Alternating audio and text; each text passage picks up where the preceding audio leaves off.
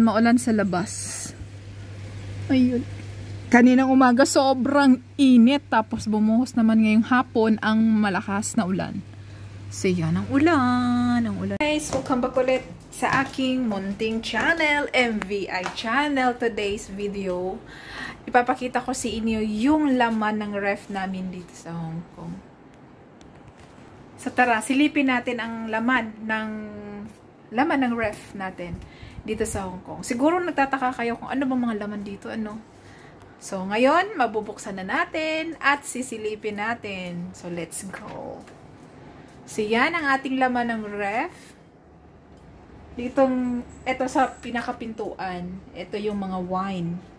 Andyan yung wine. Hindi ko alam kung anong mga klaseng wine yan. Tapos, syempre, dyan yung lemon tea.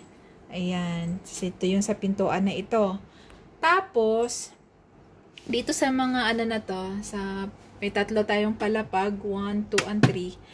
Ito yung mga drinks. Ayan, yung drinks. Ano ba to? Black coffee.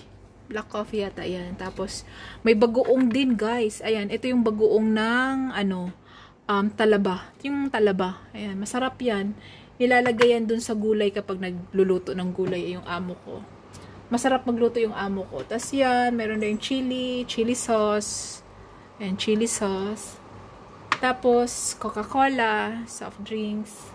Tapos ito yung pampabango ng refrigerator.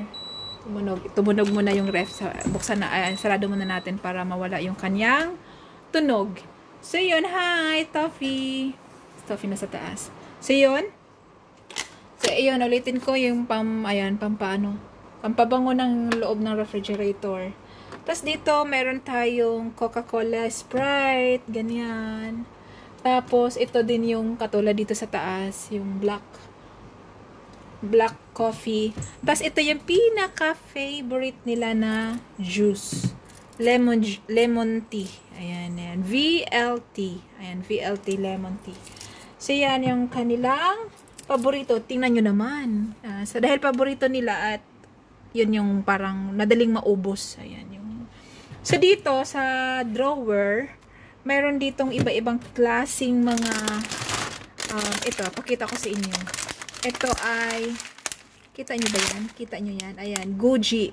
Ayan, yan goji. Ito yung maganda sa mga sabaw. Tapos yung iba, di ba, ginagawang juice. Ito yung mas maganda siya sa vitamin sa mata. Sa mata. Tapos, meron ding sausage. Dried sausage. Ayan, black dried sausage. Ayan siya. Mahilig sila dyan. Nilalaga. Ini-steam. Gusto nila yan. Tapos, diba, sinasabi ko sa inyo, gusto nila yan eh. Kaya marami silang ganito. Ayan. So, yan. Ang kanilang black sausage. Tapos, meron ding ayan, yung dried mushroom. Dried mushroom, tapos sausage ulit. Ayan, sausage ulit, guys. Iba na namang flavor yan. Pink naman ang dating niya. So, yan yung mga paborito nilang mga sausage dito sa Chinese. So, yun. Ito yung laman ng drawer. Ayan. So, sarada natin. Ayan na yung, ito na yung unang pintuan. So, ngayon, mayroon pangalawang pintuan, tsaka yung pangatlong pintuan. So, buksan natin yung pangalawang pintuan. Sa gitnang pintuan. O, diba? Di ako nagbibiro sa inyo. Sabi ko sa inyo, favorite nila, ayan o, black sausage ulit. Dried sausage. Dried sausage. Tapos, mushroom. Ito yung gagawin para sa sabaw. Tapos, dried mushroom. Ay, ano to? Dried dates pala. Dates, sorry. Dates to. Dates. Tapos, dried mushroom. Sasabaw din siya.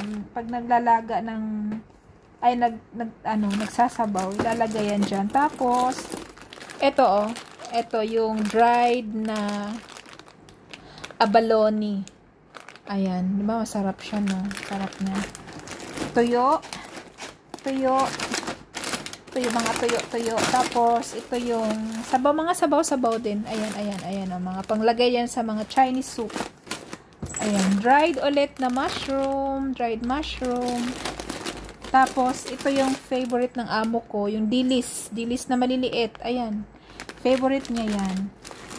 Ini-steam lang niya yan. Tapos, nilalagyan na ng sauce sa taas. Tapos, yun na. Yung kinakain niya na to. Mahilig siya nito talaga.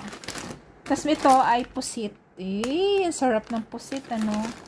Ayan. Tapos, meron din tayong, ayan, kahoy-kahoy para din sa sabaw. Kapag nagluluto ng mga sabaw-sabaw, nilalagay yan. O, diba? Meron pa isa pang dried na dilis na maliliit. So, yun. Marami pa sa loob, pero pare-parehas lang ang laman. Yung mga dried na mushroom, dried na ano yun. Ganon. So, yan. Ayusin lang natin mabuti at atin ang isarado. Dito tayo sa pinakababa. Ito yung freezer. Di ba sa Pilipinas na ang freezer natin nasa dito sa taas. So, dito, may mga ref. Talaga, chismosa yan eh. Marites yan eh. So, dito tayo saan? Sa pinakababa. Ang freezer nila. O, buksan natin. O, diba?